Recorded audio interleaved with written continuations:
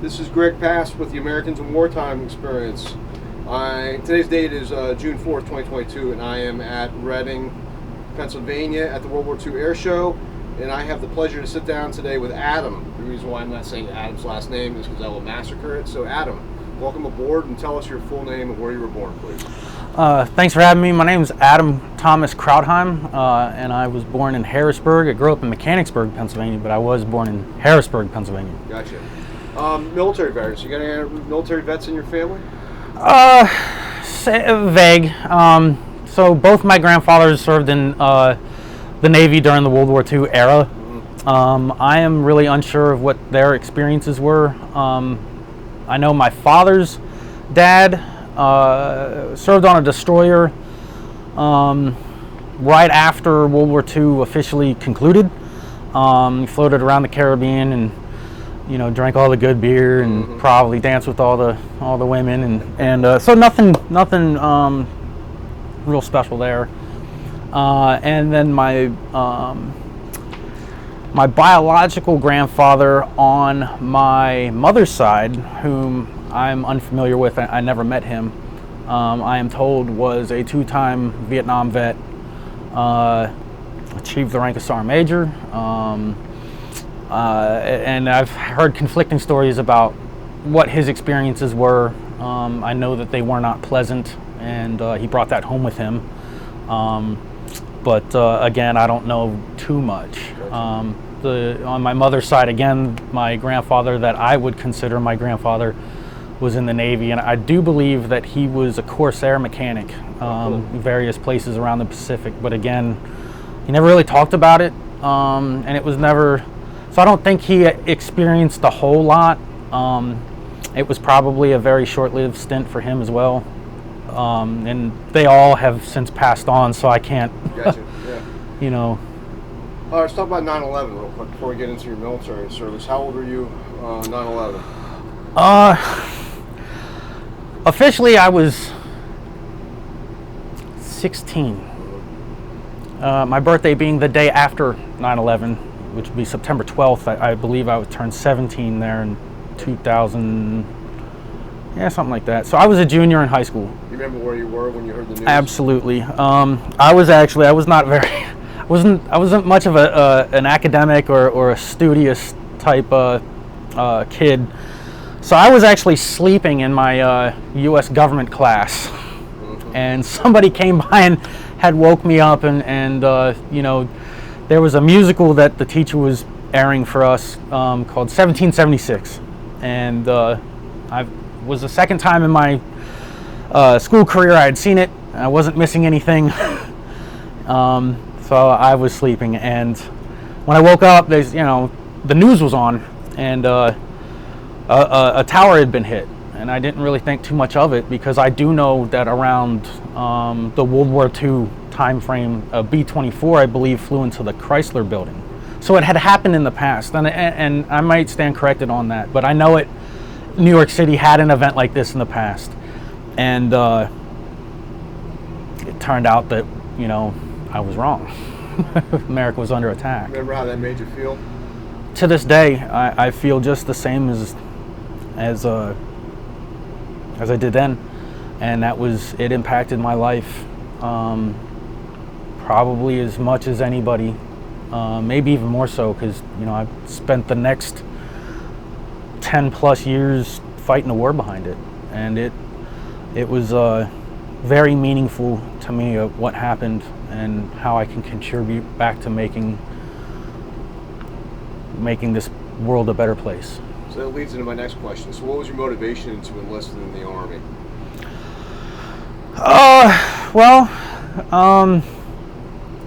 I did get a nudge from the judge. I was young and very ambitious and didn't like to sit still a lot, but I want to say from a very early period of my childhood, I've always idolized soldiers and military service and that type of lifestyle. My mother was probably one of the best drill sergeants that I've had in my life. Of course, she was raised by one. So aside from all that, every Halloween I was a soldier. I actually grew up coming to this air show here every year, and so I think it was just in my blood, and even more so that, again, I was deployed in armed conflict. It was my calling. I believe it could have been my destiny, obviously. So what MOS were you, and what unit were you ultimately assigned to when you ended up going overseas? So I graduated high school in 2003, and by October I had enlisted as an M1 Armor crewman, or a 19 kilo. In February 2004 is when I left home for the first time, but Fort Knox, Kentucky. Did my 4 months there. Graduated in June of 2004 and was stationed at Fort Hood, Texas.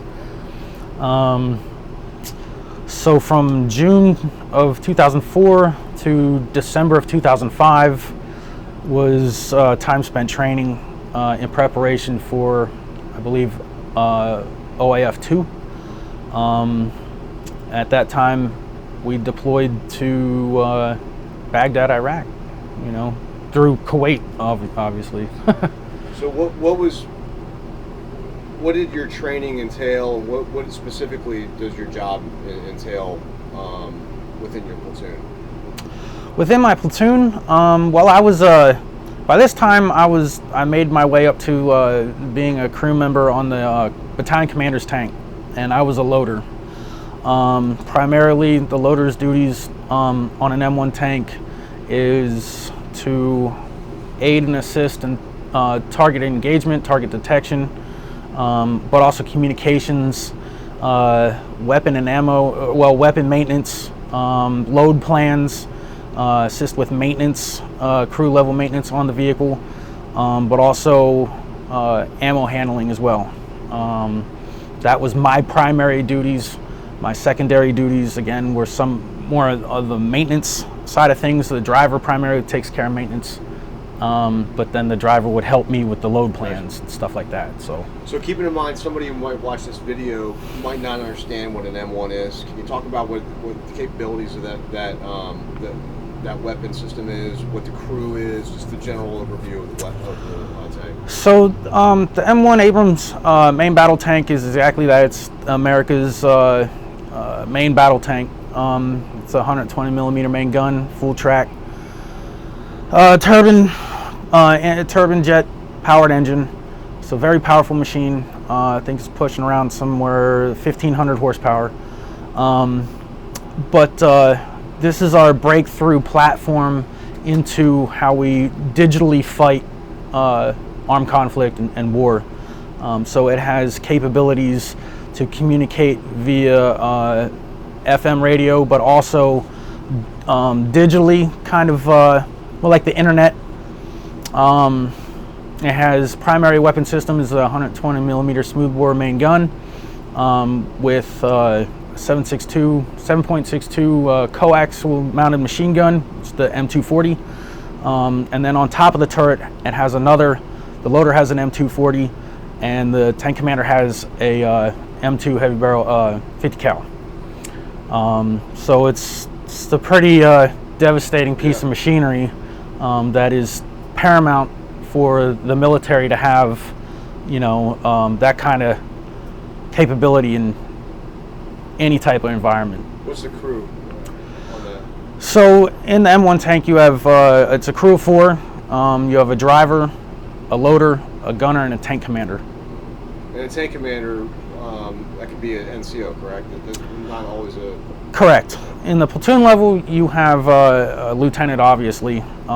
He's the senior officer in the platoon.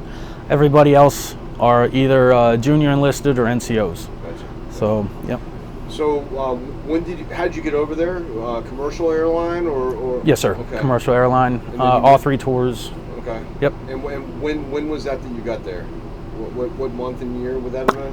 Well, my first deployment, and I want to back up just a little bit. With the units that I served with, I forgot to mention, my first deployment in Baghdad in 2006 was HAC 367 Armor.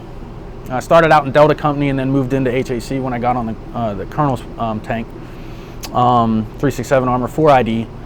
And then my 2 subsequent deployments were with Delta Company 212 Cav, 1st Cav. Okay, so the first was 2006. The second deployment would have been what year? May of 2008 to about May 2009, and that was to Talil, Iraq, which is in the south. And that was with 1st Cav? It was, sir, yes. Okay. And then you said you had a 3rd deployment? Yes, that's correct. And that was what year? August or September of 2010 to about August of 2011. And that was with 1st Cav as well? Correct, Delta Company. I was in 3rd Platoon, Delta Company, 212 Cav at that time. Yep. All right, so let's talk about the 2006, your first deployment. What was your initial thoughts when you got in country? Everything from the weather to the environment, what was your first thoughts? So initially you go to Kuwait first, and you spend about a day on an airplane. With time changes and just the overall time of flight, it's about a whole 24 hours. I was married at the time, and I didn't believe it was going to happen until it actually happened. And going through Fort Hood, the last thing you do before you get on the plane, they had the hug lady there. And I remember this so vividly, was this, I forget her name, God bless her, because I think she has since passed on. But she gives every soldier leaving Fort Hood a hug at the time. And that's the last contact you have with, say, a civilian before you land in Kuwait. And then we flew to Bangor, Maine, and then Shannon, Ireland, Leipzig, Germany, and then 4 hours later after that, again, it's about a day, landing Kuwait. And I remember the cabin crew of the aircraft telling us, okay, we're, such and such away from landing Kuwait, let's prepare to land. And the window shades come up and everybody starts waking up and you're like, oh gosh. And I remember flying over the airfield in Kuwait City and looking out the window and seeing Patriot missile batteries or SAM sites, and I was like, wow, this is really real. And you get out and you kind of wait. It's the hurry up and wait game. Buses come, they give you water, which is, don't drink the water because you're just going to really have to use the bathroom. And the buses don't have bathrooms. But you're so dried out. You've been on an airplane, it was circulating air, it's just not a good experience. But anyhow, you get on the buses, and then they have the Kuwaiti Army escort the bus convoy from Kuwait to Camp Buring. I forget the place. Udari, Kuwait. And again, that's something that you train for, but you don't ever actually really like, wow, that's real bullets, and this is okay. So then you get to Kuwait and you get checked in tent, and you spend about 2 weeks doing your last little training and life slapping in your face that this is going to get real. Of course, I got there in December. The weather was really kind of mild. It rained a couple times. The slang for that is it muds because the dust in the air, and then as the rain falls, it collects like mud droplets. Really kind of weird.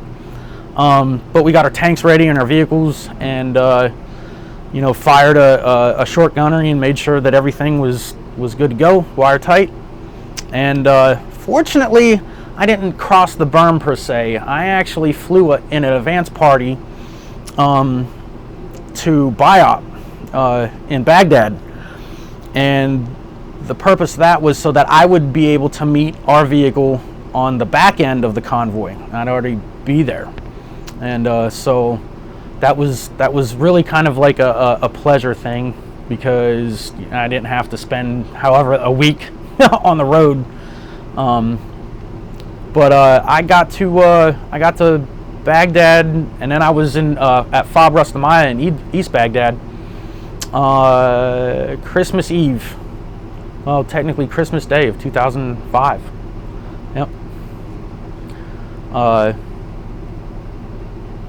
So talk about your experience on your first deployment. What type of activities were you engaged with?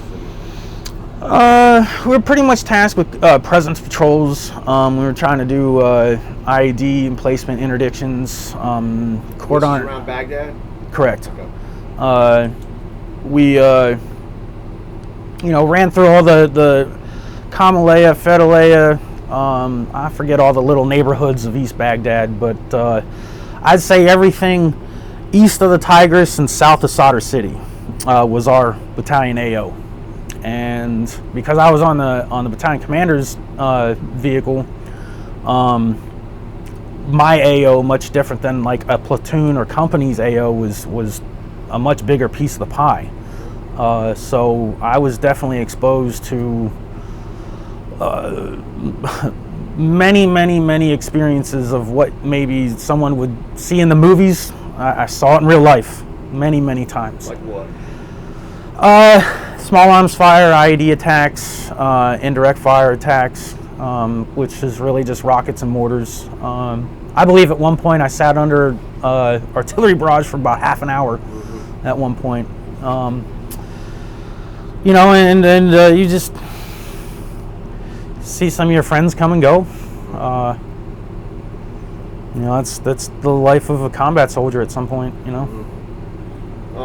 When you think about your first deployment, is there any particular incident that stands out in your mind, whether it be something that's frightening, something that's humorous? I mean, just when you think about your first deployment, what incidents do you think of? My mic fell off. Bring it back on. All right. There's too many. So I think that was the first time in my life I really felt that I had friends. I've never been closer with anybody outside of my family anytime before that. So that was definitely left an impact. So to this day, I'm still very close friends with many of the people that I've served throughout my military career.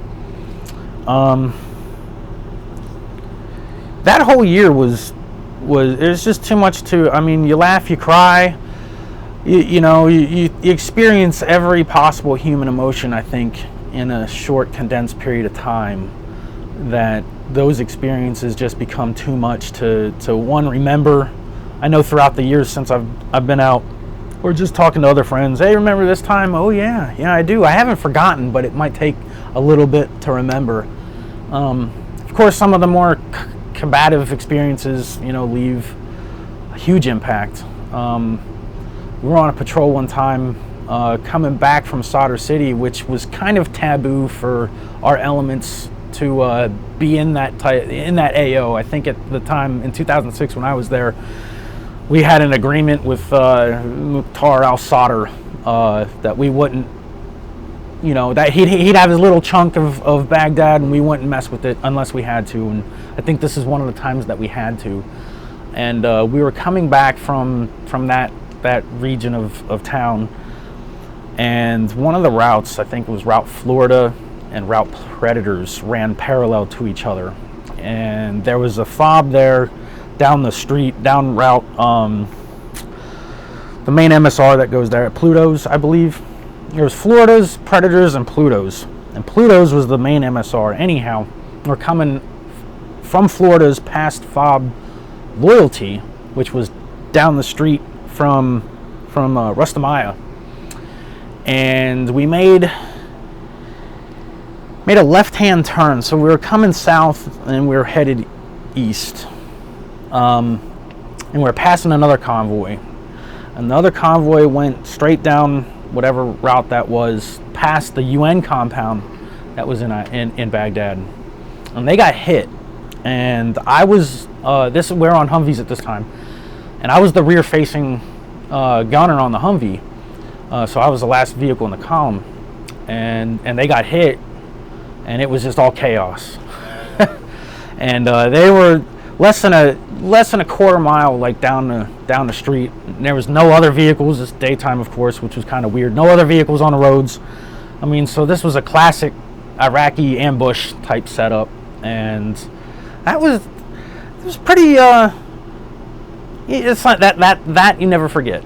You get them all at one time. You get the bombs, the bullets.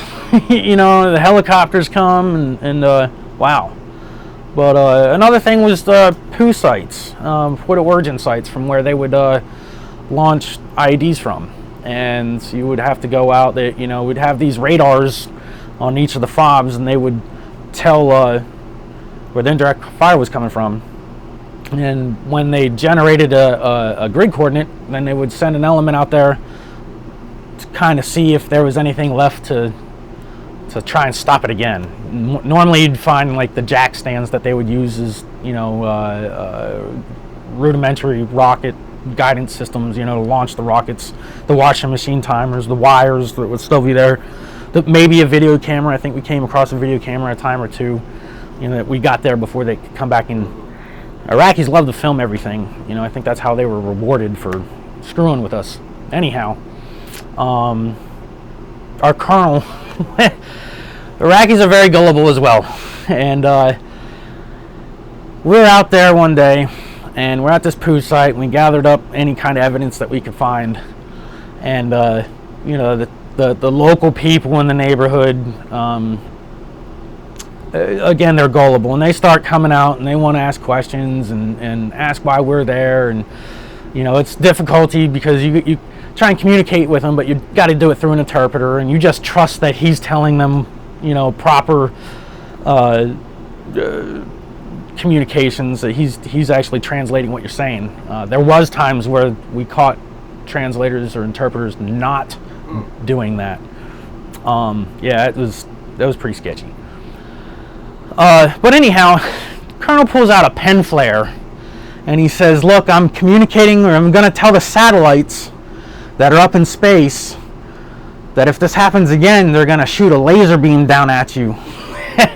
And make sure this doesn't, we'll just end this now. And he shot this pen flare up, and this red ball of magnesium or whatever flew out the end of it, and these townspeople scattered. And they believed it. They thought that we had the ability to not only communicate with satellites and aliens, but also control the weather, because as soon as my unit showed up in the AO, it started raining, and rains all the time over there in like January, February time frame, but clearly we had something to do with it. Fine, believe anything you want. Did you say you were married when you were there? I was. I've been married twice throughout my military career, and it's just part of that Army life where you try and hang on to some little piece of familiarity. And so how'd you communicate with your family back home? I spent probably way too much money than I should have on phone cards. You could buy like the 10-minute or half hour, I forget what denomination it came in, but I think they were $10-20, something like that. And then I didn't have a computer at the time, but you could communicate via internet, or they had the MWR centers was a great place for trying to get a free phone call in. MWR? But morale, welfare, and recreation. All the camps had like an MWR center, but it was they had internet. They had it was a little relaxing place. Movies, some of them. One of the best ones is, of course, like the USO tent in Kuwait. And they had these big recliners and air conditioning, bottles of water. You didn't have to walk out. So. What about your living conditions? What kind of quarters were you in? Oh, this is good.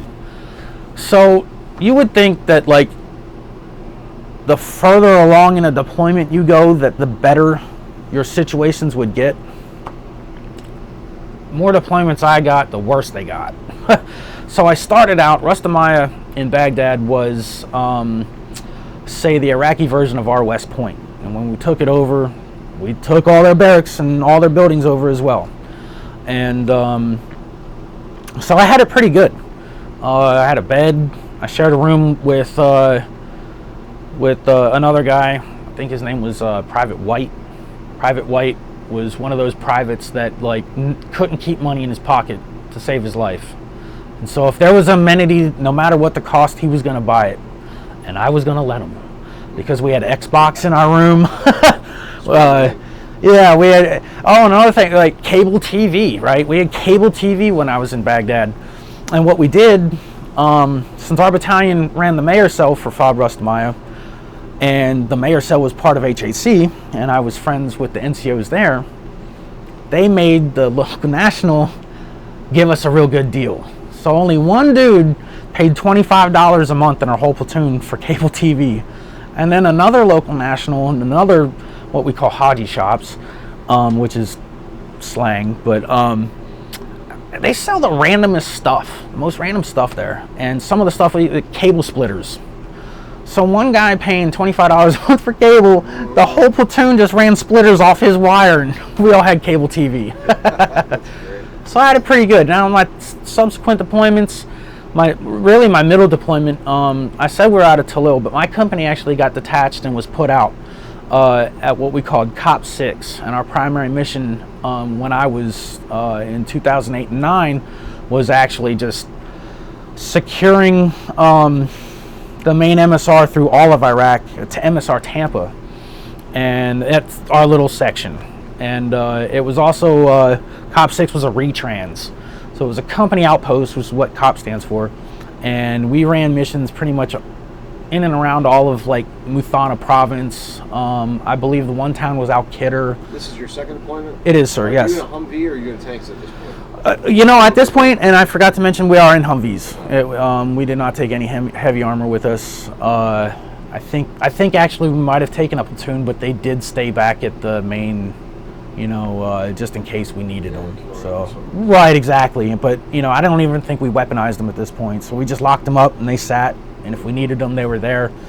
But at this point, yeah, it has evolved into, sustainment operations. Make friends, not enemy type mentality, hearts and minds stuff. Beanie Babies. Everybody remembers the Beanie Babies. So these ambushes that you had, especially in the first deployment, are these quick hits? Like these guys, they do an ambush and then they roll out, or are they staying for the fight? It was a little bit of both. Little bit of both, and it just depends, whether it was a small arms ambush or what we called like a complex ambush, which was an IED attack and then small arms in after that. By this time in the war, we're not a spearhead element, we're not an invasion element, so the brave ones are already dead. Now we're just got to fight the dumb ones. More or less was what was said, and. Again, they weren't at this point, it wasn't a uniformed enemy either. So they're very, they're not trained, they're not disciplined, they're not professional soldiers, and you can equate them to, gang-like confrontations, Which adds some complexity, though, I'd imagine, for how you respond to that. Oh, absolutely. The Army's great at fighting other big armies, but right. It's a different animal when you're fighting. Absolutely, a counterinsurgency, yeah. And that's exactly what it was we were the counterinsurgency, and much of what I believe the U.S. as a government spent in defeating the insurgency in terms of just the IED element alone, we spent millions on understanding how to defeat $50. What cost them $50 to make a roadside bomb, and we spent, between the Warlock systems or crew systems, which were like the radio jammers and the cell phone jammers, and developing that technology, which anytime you develop a technology, I believe is a good thing, but oh my God, what a cat and mouse game it was, So your second deployment in 2008, anything standing out in your mind about that particular deployment? It was hot. We were out in the middle of nowhere. Nobody to really fight. So the area that we were in 2008 was the first time that any coalition elements had been in that area since the initial invasion. And when the initial invasion happened, it was the British that controlled that area. What area is this? Muthana province. Where's that geographically? I want to say it's in like the southwest region.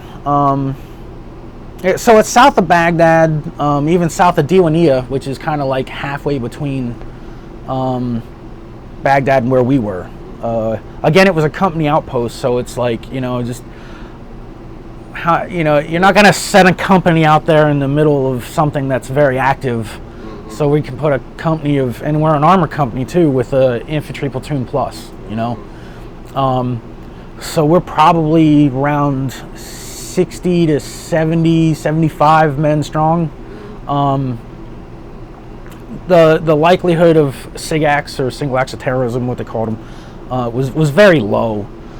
So we were really just there to maintain peace and kind of give update reports of activity in the area. And the beauty of presence patrols, I've mentioned that before, the beauty of presence patrols and how you fight an ununiformed enemy is we were the target. And we didn't know that there were anything bad in certain areas without being there. So you present something for the enemy to interdict with or fight. Exactly, yeah. And in this area, as many times, I made it the whole year with no type of contact, except the day I was leaving Talil, which was the bigger air base that the battalion was headquartered at.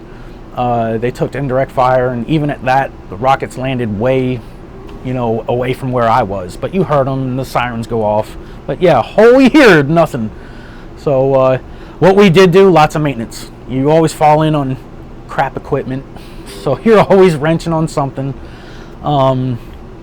We lived in the desert, so we, got to shoot anything we wanted at any time, like weapon-wise. We had targets out there, and sometimes we shot the dogs.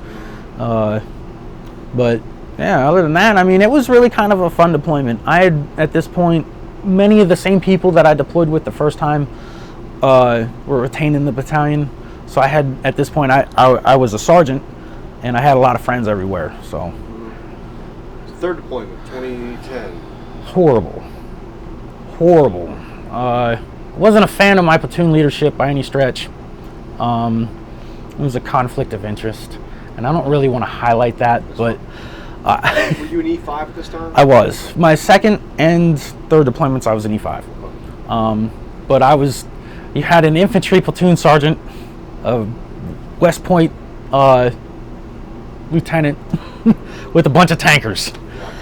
And we're not tanking. So everybody, we didn't have an enemy to fight, so we fought ourselves.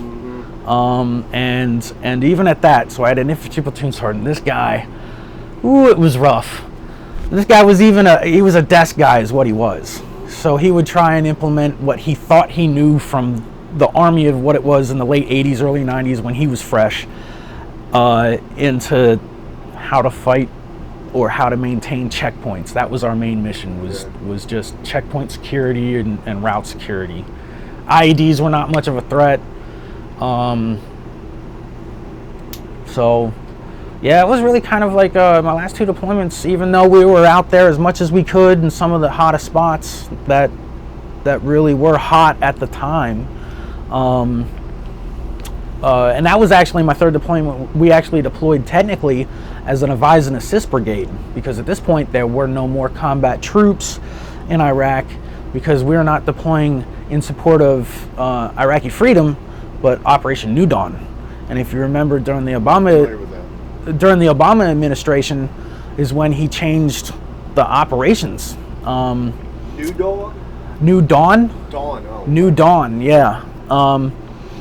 Yeah, so I actually have 5 campaign stars that I was, I get to wear on my Iraqi campaign medal, because I was there, even if it was for a day, I was there through the sectarian violence period of 2006, which prompted General Petraeus to plus up the amount of soldiers that were in Baghdad, which occurred after I left Baghdad. You know what I mean? So the insurrections, when they blew up the Golden Mosque in Samarra, I was there for that.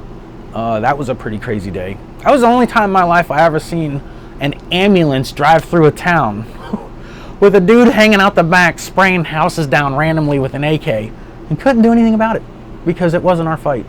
And that was pretty crazy.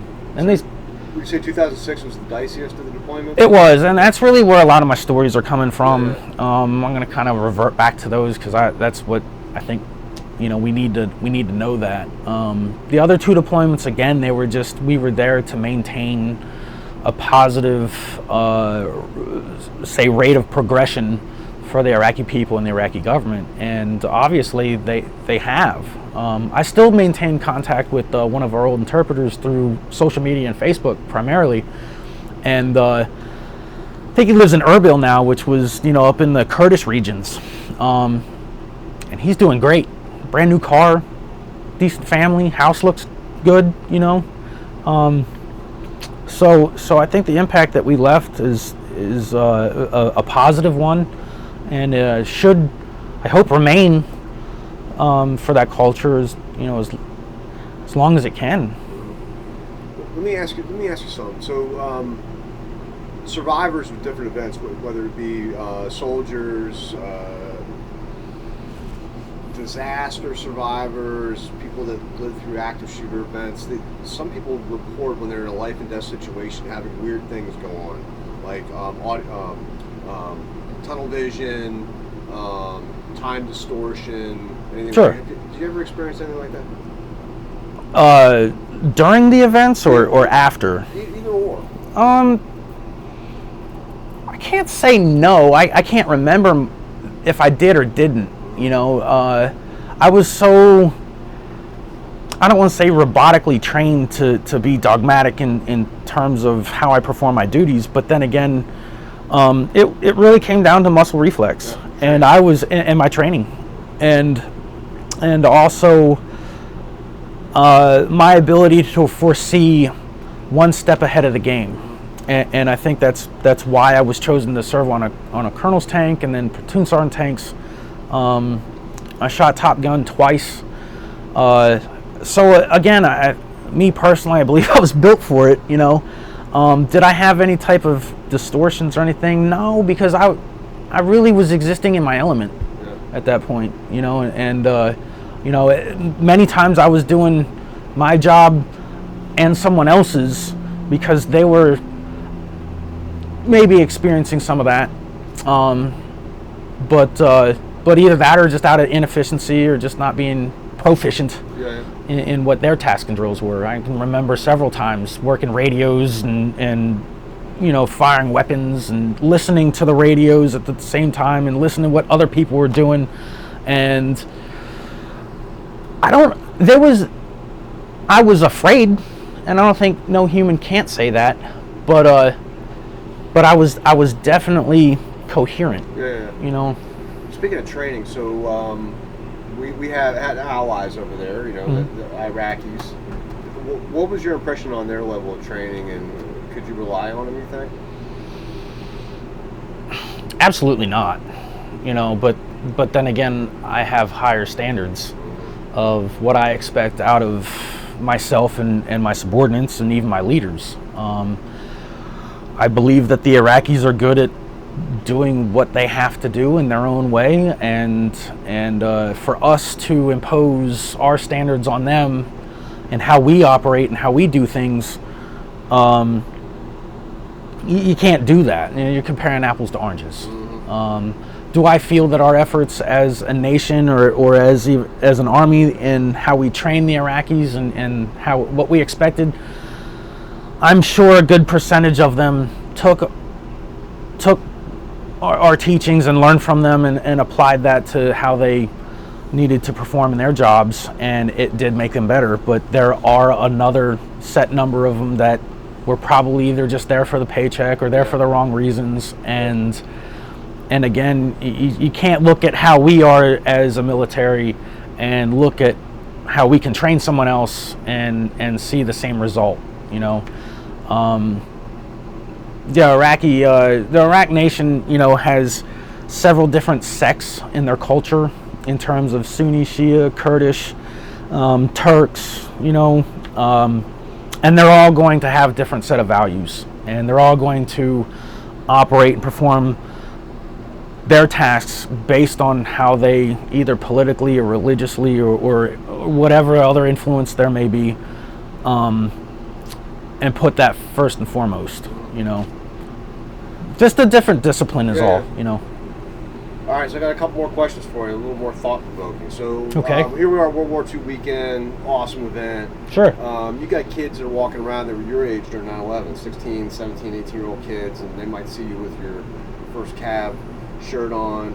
If you had a conversation with a kid and he's like, "Hey man, I'm thinking about joining the military," what advice would you give him on how to be him or her on how to be successful in the U.S. military?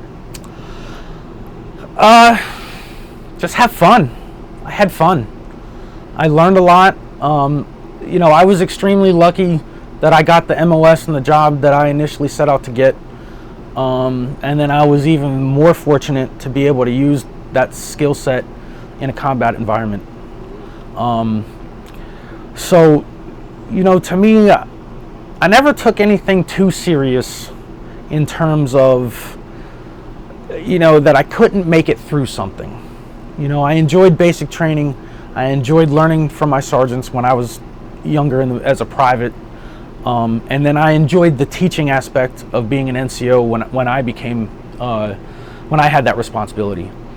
So as a young person, I would just recommend that identify what goals in life that you have and how is the military going to help you achieve those.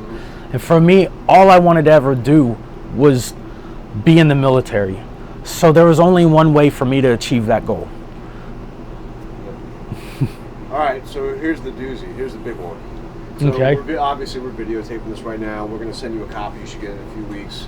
We're also going to send you information, and I highly recommend you send your video to the Library of Congress Federalist History Project. Theoretically, that video is going to be there for hundreds of years. So one of your great-great-great-great-great-grandkids might stumble upon the video 200 years from now. What would you want them to know about your service to your country?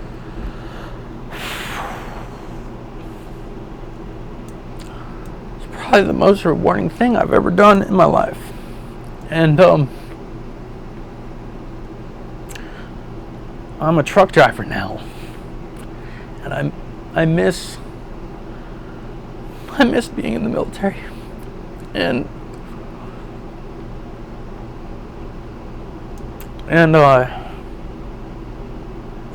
that's a good question, and I thank you for asking me that, because